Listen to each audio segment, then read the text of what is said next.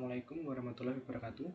Halo, kami dari kelompok mata kuliah lingkungan bisnis dari kelas IF03 akan mempresentasikan tentang bagaimana kebijakan tarif dagang Amerika mempengaruhi ekonomi Indonesia di tengah ketidakpastian persaingan global.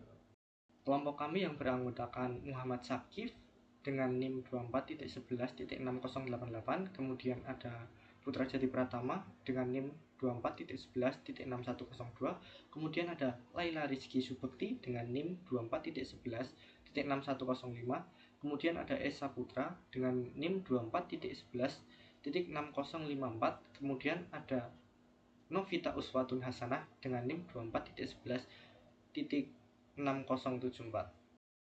Pada pendahuluan, dalam beberapa tahun terakhir, Amerika Serikat mengeluarkan berbagai kebijakan tarif impor dan ekspor yang berdampak besar pada ekonomi global, termasuk Indonesia. Kebijakan proteksionisme ini dimulai sejak 2018. Diawali dengan tarif untuk baja dan aluminium, lalu berkembang menjadi perang dagang dengan Tiongkok dan negara-negara lain, termasuk kita. Sebagai negara berkembang dengan target pertumbuhan ekonomi sebesar 8%, Indonesia menghadapi tantangan ini dengan serius. Oleh karena itu, hubungan perdagangan Indonesia dan Amerika Serikat yang mencapai nilai 37 miliar dolar Amerika Serikat per tahun menjadi alasan utama kenapa analisis terhadap kebijakan tarif ini sangat penting dilakukan. Analisis pastel terhadap situasi ekonomi politik Indonesia. Apa itu pastel? Pastel adalah alat bantu analisis untuk memahami pengaruh eksternal terhadap satu negara atau organisasi dari 6 aspek, yaitu politik, ekonomi, sosial, teknologi, lingkungan, dan hukum. Pertama yaitu politik. Stabilitas dan diplomasi. Tantangannya, kebijakan tarif AS bisa mengganggu hubungan ekonomi yang sudah menjalin lama. Indonesia berada di posisi sulit, harus memilih tetap dengan AS atau cari alternatif. Ada risiko polarisasi politik dalam negeri soal sikap terhadap kebijakan proteksionisme AS. Sebagai negara berkembang, Indonesia masih rentan terhadap tekanan dari negara adidaya. Strateginya aktif di ASEAN untuk membuat suara regional lebih kuat, jaga keseimbangan diplomatik AS, Tiongkok, dan negara lain. Dorong diplomasi ekonomi di forum sebagai G20, AFCC, WTO, bangun kerjasama strategis dan negara-negara yang juga menghadapi tekanan yang sama.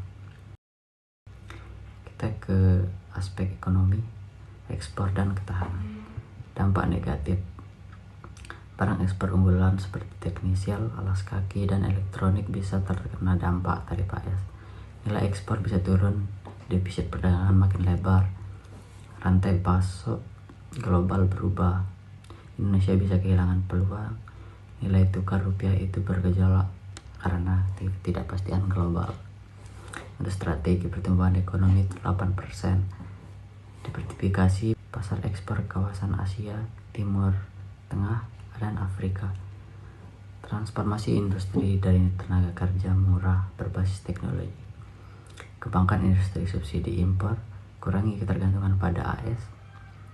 Tarik investasi asing dari perusahaan yang keluar dari Cina. Bangun infrastruktur, kurangi biaya logistik, dan dorong efisien. Dorong ekonomi digital sebagai mesin pertumbuhan baru. Saya akan menjelaskan metode pastel dalam aspek sosial. Ini adalah beberapa dampak terhadap kesejahteraan masyarakat Indonesia. Yang pertama, potensi pengurangan tenaga kerja di sektor industri ekspor yang terdampak tarif. Yang kedua, kemungkinan kenaikan harga produk impor dari Amerika Serikat yang mempengaruhi konsumen. Yang ketiga, resiko peningkatan buruknya perekonomian jika sektor-sektor tertentu terpukul lebih keras. Dan keempat, perubahan pola konsumen masyarakat akibat perubahan harga barang. Ini adalah beberapa program sosial yang direkomendasikan dalam aspek sosial. Yang pertama, peningkatan program perlindungan sosial seperti kartu pekerja untuk pekerja di sektor terdampak. Yang kedua, pengembangan program pelatihan untuk alih keterampilan atau reskilling dan peningkatan keterampilan upskilling. Yang ketiga, insentif untuk UMKM yang berorientasi ekspor ke pasar alternatif. Yang keempat, penguatan program jaminan kesehatan nasional dan bantuan sosial untuk mengurangi dampak ekonomi. Dan yang terakhir, pengembangan pusat pertumbuhan ekonomi baru di luar Pulau Jawa untuk pemerataan kesejahteraan. Selanjutnya, metode pastel dalam aspek teknologi. Berikut beberapa dampak terhadap inovasi dan adopsi teknologi. Yang pertama, potensi terbatasnya akses pada teknologi Amerika akibat ketegangan perdagangan. Yang kedua, kemungkinan percepatan alih teknologi dari mitra alternatif seperti Jepang, Korea, dan Eropa. Dan yang terakhir, peluang untuk mengembangkan kapabilitas teknologi dalam negeri. Berikut langkah-langkah pengembangan teknologi lokal.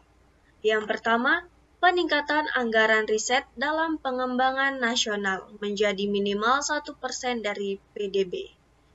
Yang kedua, pembentukan klaster inovasi yang menghubungkan universitas, industri, dan pemerintah. Yang ketiga, pengembangan infrastruktur digital nasional termasuk jaringan 5G dan broadband.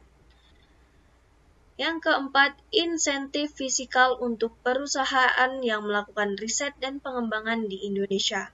Yang kelima, penguatan ekosistem startup teknologi melalui pendanaan inkubasi dan akses pasar. Dan yang terakhir, harmonisasi kebijakan pendidikan tinggi dengan kebutuhan industri masa depan.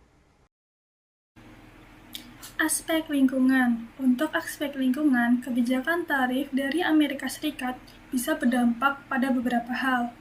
Pertama, kebijakan ini bisa mengubah pola produksi di Indonesia yang berpotensi meningkatkan tekanan terhadap lingkungan lokal. Namun di sisi lain, ini juga bisa menjadi peluang bagi Indonesia untuk mulai menerapkan teknologi ramah lingkungan, terutama saat industri melakukan restrukturisasi.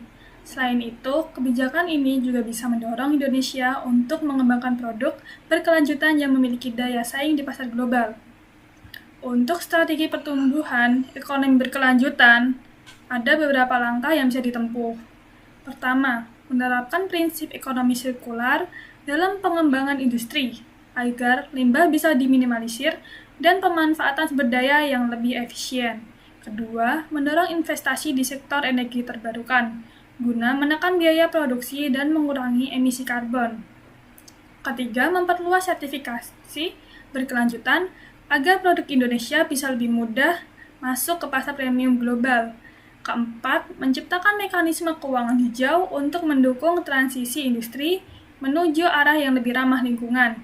Yang kelima, mengembangkan ekowisata sebagai alternatif pertumbuhan ekonomi yang tetap menjaga kelestarian lingkungan. Yang keenam, melindungi hutan dan lahan gambut, agar tetap sejalan dengan komitmen iklim global yang telah disepakati. Aspek hukum. Dari sisi hukum, ada beberapa hal yang perlu diperhatikan terkait kebijakan tarif dari Amerika Serikat. Pertama, perlu dilihat apakah kebijakan tarif tersebut sesuai dengan aturan WTO agar tidak bertentangan dengan hukum perdagangan internasional. Kemudian, penting juga untuk meninjau implikasi kebijakan ini terhadap perjanjian bilateral antara Indonesia dan Amerika Serikat yang sudah ada sebelumnya. Selain itu, perlu dipertimbangkan bagaimana perlindungan hukum terhadap pelaku bisnis Indonesia dapat tetap terjamin di tengah perubahan kebijakan tersebut. Untuk melindungi kepentingan ekonomi Indonesia, ada beberapa langkah hukum yang bisa dilakukan. Pertama, bergabung atau menyelesaikan kasus penyelesaian di WTO jika kebijakan tarif Amerika Serikat dianggap tidak berdasar. Kedua, meningkatkan kapasitas hukum dalam hal negosiasi dan perjanjian perdagangan internasional.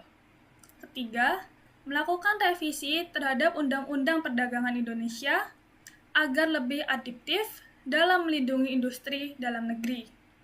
Keempat, mengeksplorasi kerangka hukum untuk perjanjian dagang baru yang lebih aman dari risiko kebijakan sepihak seperti dari Amerika Serikat.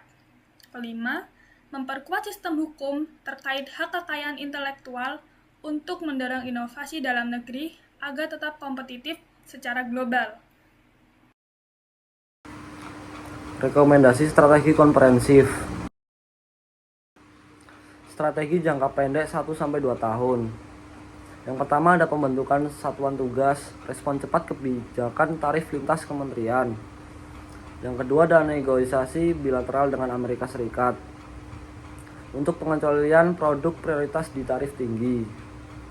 Yang ketiga ada diversifikasi pasar ekspor, fokus ke negara-negara non-Amerika Serikat dengan permintaan yang tinggi. Yang keempat ada program jaringan pengaman sosial untuk pekerja di sektor yang terdampak. Strategi jangka menengah 3-5 tahun. Yang pertama ada transformasi struktur industri menuju produk bernilai tambah lebih tinggi. Yang kedua ada pengembangan pasar domestik melalui substitusi impor strategis. Yang ketiga ada implementasi industri 4.0 untuk efisien dan daya saing manufaktur. Yang keempat ada integrasi ekonomi regional melalui RCEP dan ASEAN Economic Community. Strategi jangka panjang 6-10 tahun. Yang pertama ada Indonesia sebagai hub manufaktur global alternatif dengan keunggulan berkelanjutan. Yang kedua ada pengembangan teknologi lokal untuk kemandirian di sektor strategis. Yang ketiga ada pencipta brand nasional produk Indonesia berkualitas premium di pasar global. Yang keempat ada ekonomi berbasis pengetahuan, kontribusi sektor jasa modern 50% PDB. Dari analisis dalam berbagai aspek tersebut, kelompok kami dapat menyimpulkan bahwa kebijakan tarif Amerika Serikat memang menciptakan tantangan signifikan bagi Indonesia. Namun, dengan pendekatan strategis yang tepat, Indonesia dapat mentransformasi tantangan ini menjadi katalis untuk mencapai status negara maju dengan pertumbuhan ekonomi 8%. Kunci suksesnya terletak pada diversifikasi, nilai tambah, inovasi teknologi, keberlanjutan, dan penguatan fondasi ekonomi domestik yang tangguh terhadap gejolak eksternal. Sekian presentasi dari kelompok kami. Bila ada kurangnya mohon maaf. Wassalamualaikum warahmatullahi wabarakatuh.